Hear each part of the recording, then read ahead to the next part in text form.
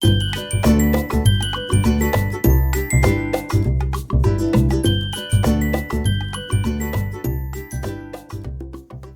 j'espère que vous allez bien. Moi, je retourne dans mon vieux grimoire d'Halloween. Il était temps, ça y est, je le reprends, je l'aime beaucoup.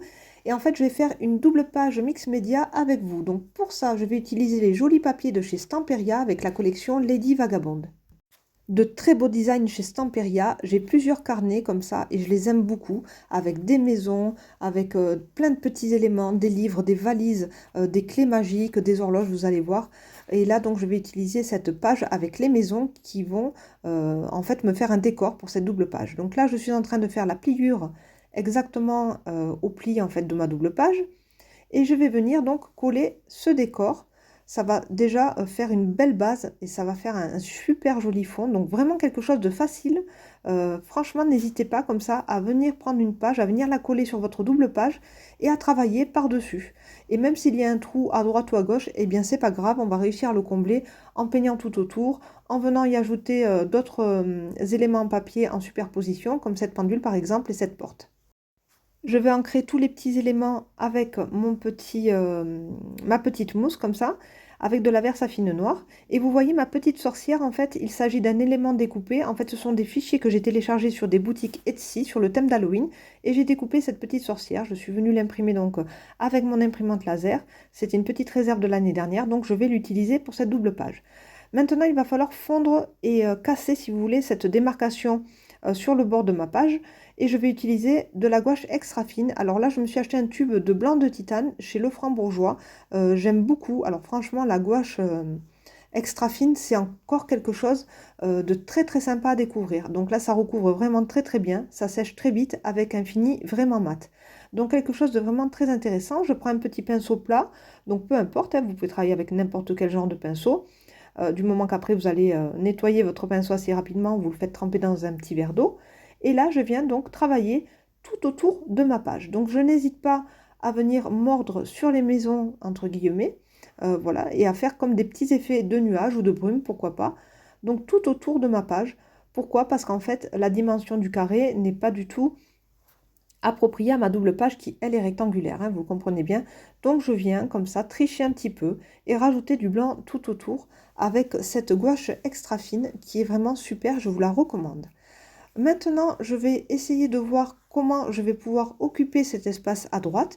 Eh bien, je vais prendre l'horloge que j'ai découpée et cette porte. Alors, cette porte, je ne sais pas encore comment je vais la placer. Je ne sais pas encore comment je vais la découper. Là, c'est juste une première ébauche, pardon. Donc, j'essaie de voir si je la mets à droite, mais ça ne me convient pas trop. Je ne sais pas encore. Une chose est sûre, c'est que ma sorcière va venir sur la ligne et l'horloge tout en haut, ça c'est certain.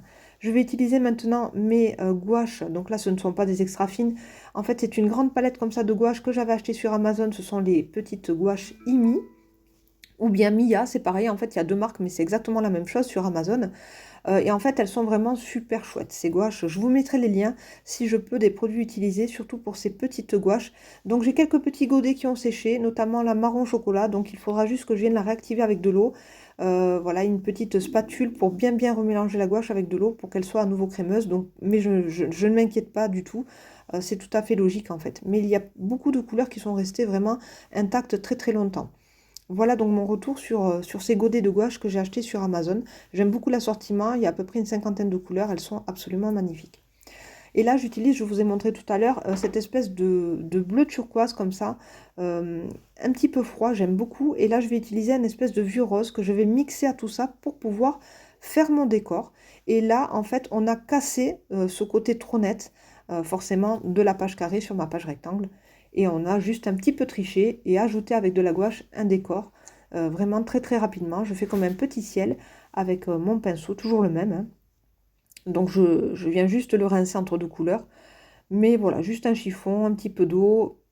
Et voilà, le tour est joué. Ce qu'il y a de bien, c'est que voilà, dans ces pages mix média, dans ces pages de collage, en fait, je déconnecte complètement parce qu'en fait, voilà, je suis dans mon élément, je prends de la peinture, je prends des pâtes de texture, je viens faire du collage. Et là, je sais pas, j'ai vraiment comme un énorme lâcher prise pour ce genre de création.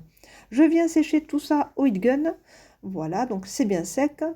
Et je vais voir comment je vais pouvoir placer tous mes éléments. Mais avant ça, j'aurais bien aimé aussi, vous allez le voir, travailler avec des pochoirs et de la pâte de texture. Donc là, j'essaie juste de voir, vous voyez, en fait, je ne sais pas encore où est-ce que je vais mettre ma sorcière, mais je me dis finalement, si je la place ici, en fait, ça va finir de vraiment cacher la petite ligne, si vous voulez, qu'il y avait, la démarcation du papier, en fait, de ma page carrée que j'avais collée sur ma double page. Donc, je vais plutôt la mettre ici, cette sorcière. Je vais placer la pendule tout en haut, enfin, la grande horloge, hein, c'est pas une pendule, elle est vraiment énorme. Et la porte, je pense la mettre derrière la sorcière. Je pense, parce qu'en fait, vous allez voir que finalement, je ne la mets pas derrière la sorcière.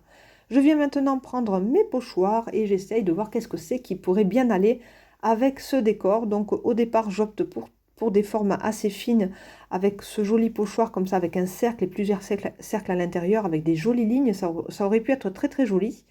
Mais je vais finalement découvrir dans ma boîte ce superbe pochoir. Je crois que c'est Stamperia aussi qui a fait ce pochoir. Je n'en suis pas sûre, mais je pense. Et je vais utiliser ma mousse dorée de chez Nouveau. Donc, c'est les mousses. Là, je suis obligée de remettre un petit peu d'eau. Donc, elle a un petit peu séché. C'est pas grave, ça ne me stresse pas. Je mets un petit peu d'eau et avec une spatule sur mon bloc acrylique, je viens vraiment remélanger la pâte de texture avec de l'eau pour lui donner une jolie consistance bien mousseuse.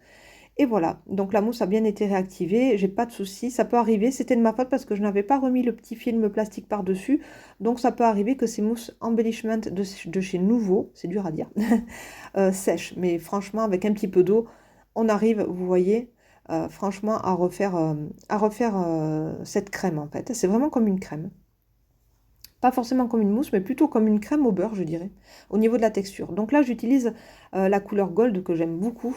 Un très joli doré, hein, ni trop jaune, ni trop blanc, ni trop roux. C'est vraiment la teinte du doré parfait pour moi. Et donc, je fais ce travail de pochoir.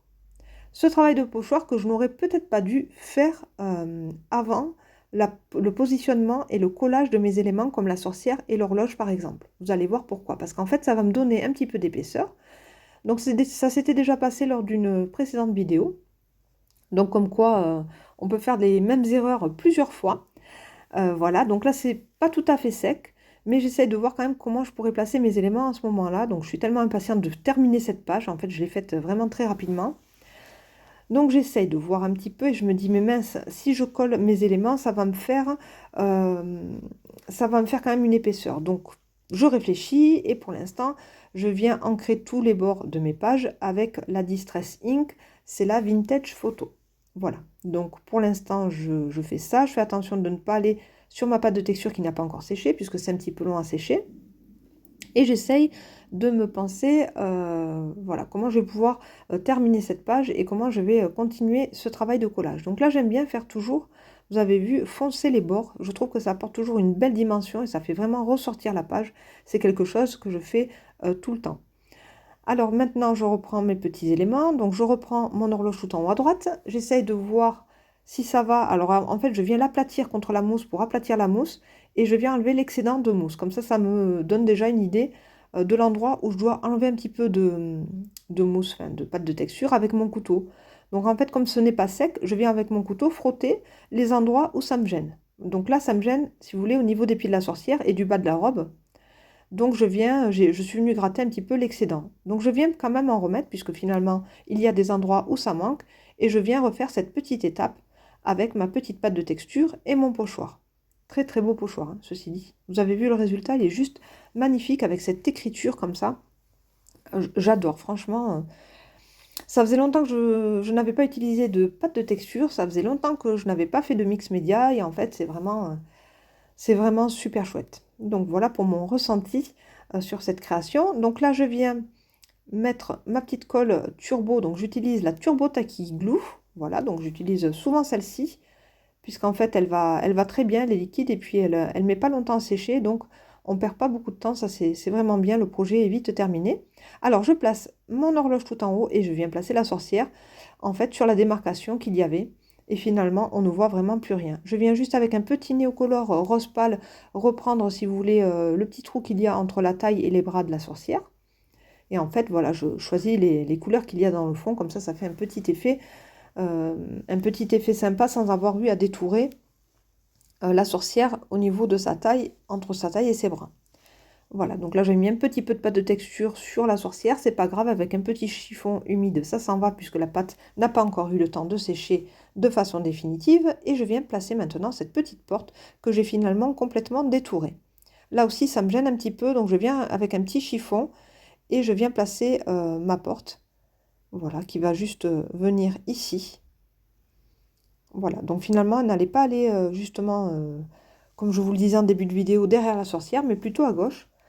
Finalement, elle est mieux là puisque ça donne vraiment un effet de premier plan et d'arrière-plan. Donc, c'est comme si en fait on rentrait dans cette porte vitrée, qu'il y avait comme un petit hall d'entrée, si vous voulez, en perspective, et qu'on arrivait, si vous voulez, dans les maisons ou un hôtel, en fait, derrière, je sais pas. Moi, je le vois un petit peu comme ça, comme un petit passage, comme un hall d'entrée, en fait. Donc, ça donne quand même une perspective supplémentaire. Donc, je trouvais ça intéressant. Je suis en train de reprendre tous les petits détails avec un néocolor noir, mais vraiment très très vite fait. Voilà, c'est juste pour ombrer un petit peu et que la porte ressorte davantage. Je n'ai pas retravaillé les designs, sauf peut-être la maison tout en haut en rouge bordeaux. J'ai accentué un petit peu le rouge bordeaux à la fin avec un néocolor 2. Je ne sais pas si vous allez me voir faire ou si j'ai fait hors caméra. Et là, je viens reprendre, toujours pareil avec mes Néocolor 2. Je viens, oui, voilà, vous me voyez en train de reprendre là le rouge de la maison. Je reprends un petit peu le ciel avec du bleu turquoise très très pastel. Je viens reprendre un petit peu la maison avec ce rouge un petit peu grenat, un petit peu bordeaux. Voilà, ça fait ressortir le bord de la maison. Donc mes Néocolor 2, toujours pareil. Donc vous avez vu, je me suis trouvé enfin une petite boîte en plastique dans lesquelles tous mes Néocolor tiennent. Donc je suis super contente sans qu'ils tombent, sans que, voilà, sans qu'il n'y ait absolument rien. C'est une petite boîte avec deux compartiments. Donc j'ai mis les couleurs chaudes et les couleurs claires d'un côté. Les couleurs chaudes, pardon, et les couleurs froides de l'autre. Et franchement, je suis super contente de cette petite boîte qui était en fait un petit compartiment d'une boîte Tupperware que j'ai trouvée chez Lidl. Donc je vous invite comme ça à aller voir parfois chez Lidl, chez Action, des petites boîtes comme ça en plastique de rangement qui peuvent vraiment faire l'affaire. Et là, c'est vraiment la taille idéale pour mes 84 néocolores, je crois. Voilà, un petit peu plus puisque j'ai plusieurs blancs et plusieurs noirs. Et j'ai plusieurs verts turquoise puisque c'est ma couleur préférée. Voilà, pour les petites astuces de rangement, n'hésitez pas à regarder dans des boîtes Tupperware, des petites boîtes comme ça dans des magasins pas chers, et on arrive vraiment à trouver des super trucs. Voilà, c'était la trouvaille de la semaine. Je suis super contente d'avoir trouvé ce rangement pour mes néocolores. J'ai découpé une autre petite horloge comme ça, beige, parce que je trouvais que une, c'était pas joli. Et voilà, je l'ai mis un petit peu en bas gauche de la première, je trouve ça plus sympa. Je viens découper des petites étiquettes sur cette planche que j'ai également trouvée sur une boutique d'images digitales sur Etsy et que j'ai imprimées. Je les ai depuis longtemps et je les aime beaucoup parce qu'en fait elles ont des jolies phrases déjà. Elles sont en anglais mais moi ça ne me dérange pas du tout. Et en fait elles ont vraiment un joli coloris comme ça un petit peu beige marron assez vintage qui va vraiment avec tous ces projets de mix média. J'aime beaucoup la police de caractère ainsi que le fond de ces étiquettes. Donc voilà, un petit coup de cœur pour cette planche d'étiquettes. Je me rappelle plus la boutique exactement. J'essaierai de regarder ça et de vous le partager en story. Je l'avais déjà fait, il me semble, pour certaines images digitales. Mais c'est vrai qu'il y en a tellement, je ne me rappelle plus, avec des noms assez particuliers et assez longs. Donc j'essaierai de vous mettre ça en story si jamais vous êtes intéressé. Je viens coller donc les deux étiquettes que j'ai choisies, donc We are what we think, donc nous sommes bien ce que nous pensons, et Love your soul, donc aime ton âme, aime ton esprit, donc des phrases quand même assez positives sur soi, avec beaucoup d'amour. Believe in yourself and follow your heart sont deux petites étiquettes que je vais venir coller, donc ça ce sont des petites étiquettes en carton qui font partie d'une planche autocollante de chez Stamperia, que j'aime beaucoup aussi dans les teintes de beige et de bleu ciel. Et là, donc, je vais vraiment choisir ces deux petites phrases qui vont venir compléter les deux grandes d'en haut. Voilà pour l'équilibre de ma double page. Donc, une petite sorcière qui ne fait pas vraiment peur. On est dans le vieux grimoire d'Halloween, mais vous voyez qu'on est vraiment sur quelque chose de positif avec des messages d'amour et une gentille sorcière dans les rues de Londres avec des couleurs qui ne font pas trop peur, mais des couleurs plutôt assez vintage et assez pastel. Voilà, et avec comment dire, ces petites lettres que j'aime beaucoup, un petit peu comme des enluminures, avec cette pâte de texture dorée, ce pochoir qui est juste incroyable et que j'aime beaucoup. Donc voilà en détail la page terminée. J'espère en tout cas que ce projet vous a plu, qu'il va vous inspirer. Moi, je me suis vraiment éclatée à retourner dans ce vieux grimoire d'Halloween et je pense que je vais le terminer cette année. Donc je vais me remettre à mon bureau pour continuer ce projet puisque c'était super génial. Je vous fais plein de gros bisous. Je vous laisse avec les photos pour voir de plus près les détails. Et je vous retrouve normalement dès demain pour une nouvelle vidéo sur Chouan Flowers. Bye bye!